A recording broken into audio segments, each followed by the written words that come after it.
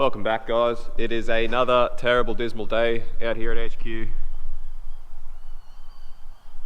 Looking great. So first came off the ranks this morning. Still working on this RB a little bit. This morning I just put on my little intake support piece, and that just holds your heater hose, which links those up. So chuck that on. I pretty much decided I will actually put the gasket in and put the top half and plenum on today, because as you can see, heaps of room to get it stuff there. Yeah, turbo still getting towards whether I'll actually mount that with the gasket yet or not. So basically things going with at the moment are going to be harmonic balancer, which I got my new one in the car, so I'll grab that in a minute. I need to put the dizzy in and sort out a few of those things as well. So bit of a shame that my catch can, actually, if any of you remember, because I got my old catch can back off Luke, the fittings are red, so it'll suit, but the hoses are blue, which is a pain. So it'd be pretty nice to get some actual nice black braided hoses, something like this, that'd suit the aesthetic of the motor very well. But either way, that sort of stuff's all further down the track. That's all things I can do as I go. It's at the moment I'm really just prioritizing getting the thing running. So another issue I've had, I've looked online trying to find anywhere, because as you saw in the last episode, my 6-bolt dump flange adapter thing, which is actually a 5-bolt, it doesn't fit. The only ones I can find for this pattern of 6-bolt is for Skyline. None of them are to a V-band, they're all like proper Skyline dump pipes. The problem with Skylines is because the factory manifold position, the flange is a lot more angled. This is a lot more upright, and the dumps, when set at this rotation, the dump pretty much points straight at the motor, which is just not going to work. So that might be a manufacture one myself, or maybe if Adam wants to do me a favor, he might be able to manufacture me one. So first thing I need to do is go down to the exhaust shed and see if I have any of those flanges, because I do have a whole heap of flanges down there. So go see if I've got any 6-bolt flanges to potentially make one out of, and go from there. But given the fact that I now have to order injectors, and there's a few more things I've got to gin around with, the end of this month is starting to look pretty lofty. So this may be next month now, but anyway, it doesn't matter. It doesn't matter as long as it gets done and I get driving this year. So yeah, hopefully. So I'll go for a leisurely stroll down the paddock, past all the ducks. The old graveyard. I wouldn't say it's a graveyard. A lot of these cars are going to come back to life. Also, I sort of want to try and make a lip out of this bumper somehow. I think I should be able to cut pretty much this strip off it. Use that bottom bit as a lip. Obviously paint it black, get rid of the chrome. Or maybe leave the chrome, I don't know, see how it looks, but that's sort of an idea I'm toying with. Because I really want to put a lip on it, and I don't want to have to buy a Series 3 bar to make a lip. But yeah, I don't know. If anyone's got a spare Series 3 R31 front bar lying around that they don't want. So this is the exhaust shed. As you can see, plenty of exhaust. I have, yeah, this magnitude of flanges, but as it seems, I've only got these, which are the same 5-bolt dealio. I think all of them are, which sucks. Oh no, they are a 6-bolt. They're really small. I don't know what they're for. I'll take one up with me, but I'm 100% sure that that is far too small. I don't know, I'll go check. Worth checking. So second thing I want to do is check on Rex's car the route of the heater lines, so I've got a bit of an idea of how they're routed, because I cannot remember how they actually go to the heater switch. It's been super handy having a car here that's already got everything on it, so that I can check everything. Makes things really easy. Alright, so that's a T-pieces for Rex's. Oh, doesn't look like Rex has even got a heater at all. So that's just looped around. That's TP's for water feed for the turbo. So Rex doesn't have a heater, so it seems. Oh, the poor thing. Poor things. So the other thing I need to get is when I packed up all my RB stuff and put it all up here out of the way the other day, I forgot to leave myself a keyway for the crank for the harmonic balancer. So now I've got to get one of those. And I'm going to have to bring a ladder down, I think. Oh, unless I stack up some wheels. I might stack up some wheels. Did the trick. The raised Volk ladder. Got my keyway. Yeah, for anyone wondering, those raised Volk GRA mesh, progressive mesh. Terrible sizes at the moment, but 3-piece and with a new lip could be made into really good sizes. So if anyone would like to purchase them, they're 5x114, hit me up, because I want to sell them, because I don't really have use for them. Well, I do, I just don't want to pay to relip them, because, you know, I'm all about that cheap drift car life. So as I suspected, wrong size, doesn't fit, that's a real pain, but anyway, that's what you get, I suppose. So it's going to be a matter of probably, at this stage, because I can't find anything that's going to just bolt up, it's probably going to be buy a flange the right size. And I might have to hit up Adam, see if he might give me a hand. We'll put our heads together and basically manufacture or build a 6-bolt Skyline dump flange pattern to 3-inch V-band adapter. So that's annoying, but that is what it is. Alrighty, so next thing is my new harmonic balancer. So this is a power bond harmonic balancer. It is 25% underdriven. The reason for that is you probably all have seen a pattern, especially with drift cars. Just about everyone ever, whether it's RB, J, LS, everyone always has issues with power steering pumps. Popping power steering pumps, power steering like cavitating and getting hot, all that sort of stuff. The whole reason being is that power steering pumps from factory, you know, generally were not designed or built to be run at excessive RPM for excessive amounts of time. So when you go into a drift scene with a standard power steering pump, and a power steering pump that was built for street use, and you're doing 7,000 to 8,000 RPM all the time, like literally all the time, your power steering pump begins to get unhappy. It starts to get real hot. You get cavitations, air locks, starts to blow seals. So you get a lot of issues with that sort of stuff. So the idea of the 25% underdriven harmonic balancer is that it takes a bit of that stress off the power steering pump. So when you're doing engine RPM, power steering pump is not working as hard because it's not being driven as fast. So that's the whole idea with this. I did have a bit of issues. I ended up getting this, I'm pretty sure I got this from Rocket Industries, but I ended up having to go to their website and use the part number because alright, another bit of a lesson for everyone so that this makes sense. The VL Commodore and the R31 Skyline, although we're both RB30s, both used a lot of different ancillaries. Both used different starter motors, different alternators, different dizzies, I think. Most of the ancillaries were all different, and they're all different brands, and that's why often you will find trying to buy plugs for RB30 looms, you'll often get VL plugs, which a lot of them are wrong.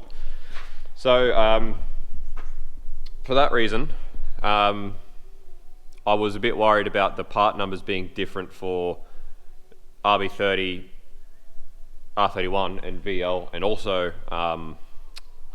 Patrol being different, GQ Patrol, because I thought different ancillaries, you know, they might have different belts, that sort of thing. So I had a lot of trouble trying to find a decent 25% underdriven harmonic balancer for an R31 Skyline.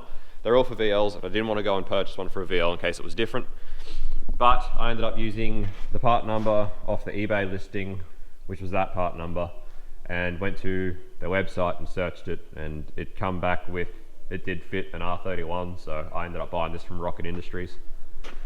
So anyway, it was a fair bit to fork out for such a budget motor, but I figured, you know, I'm probably always going to have a RB30, and it's always going to be very useful.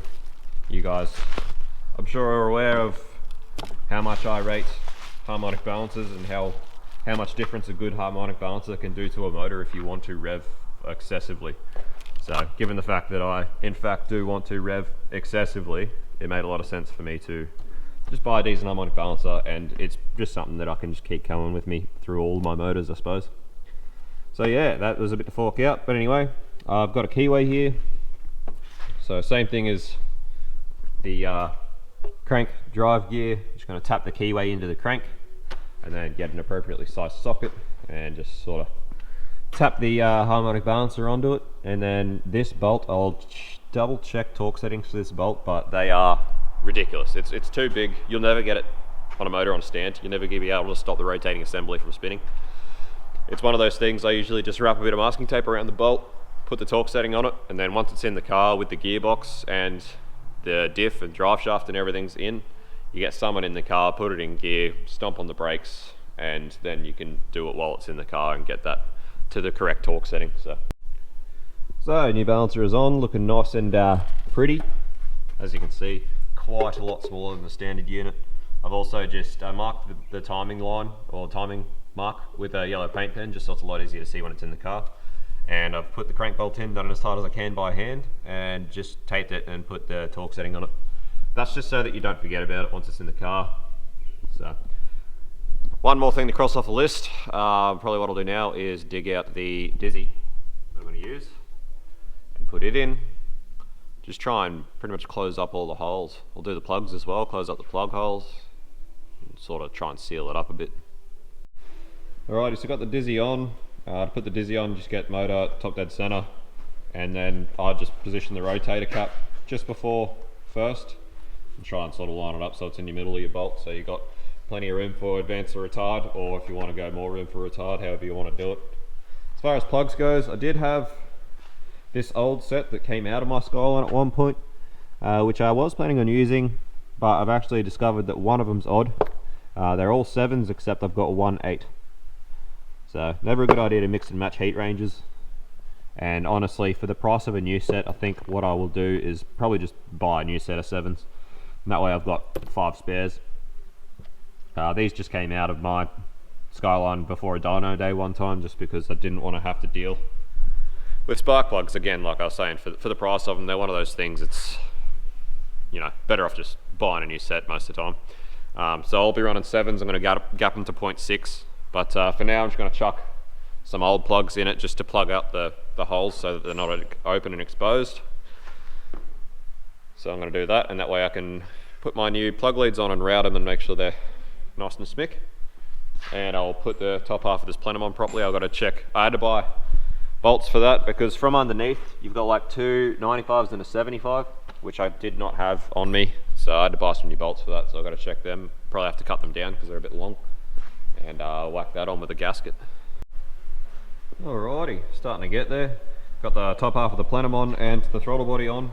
Had to buy these. I had to buy these from Bunnings, and I wouldn't advise going stainless. I'd recommend staying away from it, but it's all they had, it's all I could get, so I had to get them, and I had to cut these 2 down because they were 100s and they needed to be about 95. So I cut down, that's all put on. This time around, with the throttle body and this plenum, I just put them on dry with the gasket. I did not put any RTV, which I have done in the past. So hopefully it works out. If not, if I have lots of vacuum leaks, I'll know where to start looking. These 2 bolts, I know most people will normally you'd use studs for your throttle body, but I don't have any, so I use some pretty long M8 bolts. Pretty sure these 2 have to come off anyway because my throttle bracket actually mounts on these two bolts, which I still have to get back off Luke. He's not going to be using it. So intake side's starting to take shape. As far as coil leads goes, it's always hard to make coil leads look nice. Coil lead management is always a big pain. They always look pretty ratchet, pain in the ass, but coil's on. So this is sort of more or less where I come to a bit of a stalemate with the engine. Injector rail's going to have to come off, and I'll have to tape up the injector holes, make sure they're sealed, and tape up these fittings, make sure it's all sealed up. But not much more I can do. I'm going to leave the turbo because I still want to do the bungs on the water. I think I will bung them just for peace of mind. So yeah, pretty much at this point, only thing left to do. I would like to put my power steering pump on, except for Luke has left the entire power steering system in the 31 all sealed together. So he's just taken the pump off the 30 obviously and left it sitting in the bay. So for that reason I don't want to unseal it and go picking it apart, so I'm just going to wait till the motor's in the car to put the power steering pump and everything on it.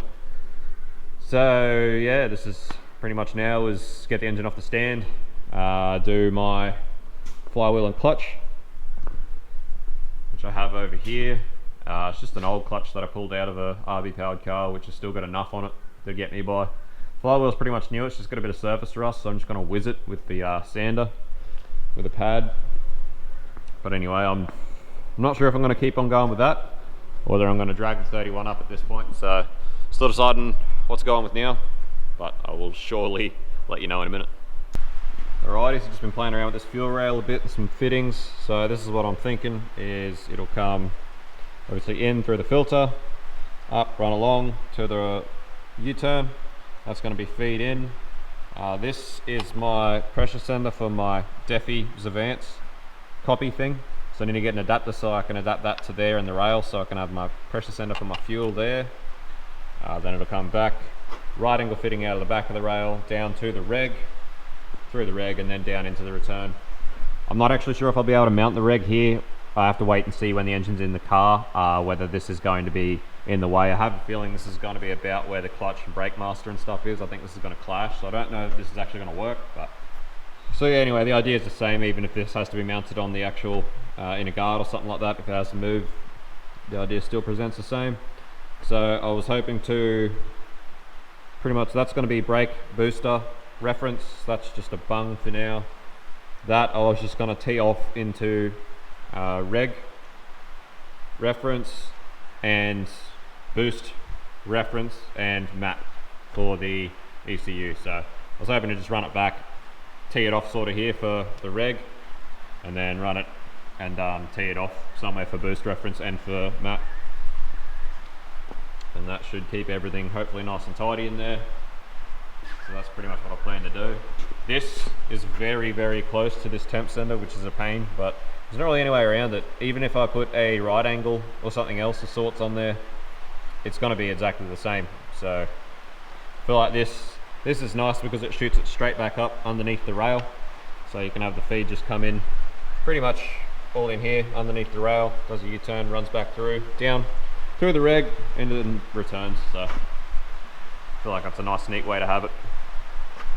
So anyway, I've got to take the reg and this, and I'll go get some fittings next week, make that all happen.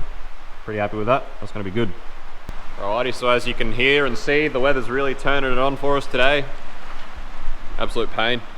But anyway, that's a lot of fiddly stuff that's sort of getting closer. I've got all this stuff ready to go. I've got to take it back with me, get the fittings I need. I actually found the reg does come with fittings, 1/8 MBT to actual fittings, which are the same size as these, which is good. So it means I've got straight fittings for the reg, so I can sort that out anyway. It's going to be, should be pretty good, all be fine. Got to get bungs for the turbo, got to make sure I can fit that in the reg, in the rail.